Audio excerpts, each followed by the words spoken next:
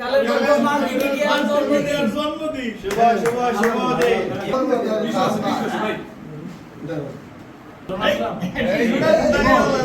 কাটতে তোরে খাই দাও ঠিক আছে আমি খাওয়া দিই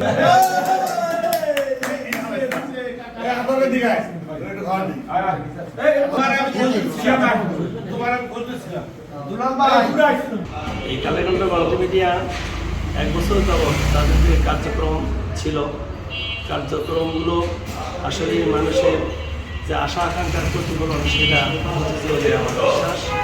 এবং যারা এখানে কাজ করছে, কর্মরত আছে, তারা যে তাদের কর্মতৎপরতা, তাদের যে আন্তরিকতা, মানসিকতা এবং সমাজের যে মানুষের সমস্যা, এলাকার সমস্যা, এগুলো ফুটে তুলে ধরছে, যার মাধ্যমে এলাকায় উন্নতির সৃষ্টি হবে বলে আশা করি। কালের কণ্ঠ মাল্টিমিডিয়া এক বছরে মাল্টিমিডিয়া জগতে এসেই তারা বাজিমাত করেছে। কালের কণ্ঠ মাল্টিমিডিয়া দর্শক শ্রোতাদের মাঝে মন জয় করেছে। মাল্টিমিডিয়ায় তাদের নিউজ আপডেট প্রচারের মাধ্যমে দর্শক শ্রোতাদের মন আকৃষ্ট করেছে।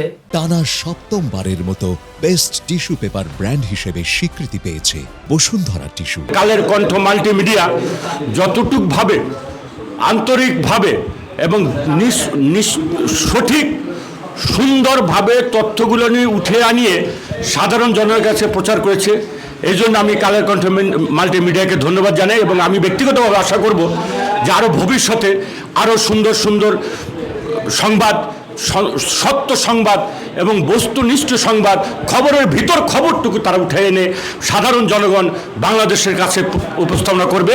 কালের কণ্ঠ বারবার আমাদের কাছে গেছে যে আমরা শরীয়তপুর জেলা থেকে কয়জন আহত হয়েছি, কয়জন নিহত হয়েছি এবং আমরা কয়জন গ্যাজেটভুক্ত হয়েছি, আমরা আদৌ সব ধরনের ভাতা পেয়েছি কিনা, আমরা সুযোগ সুবিধা পেয়েছি কিনা, বা আমরা চিকিৎসা পেয়েছি কিনা, সেই জিনিসগুলো বারবার তারা তুলে ধরেছেন।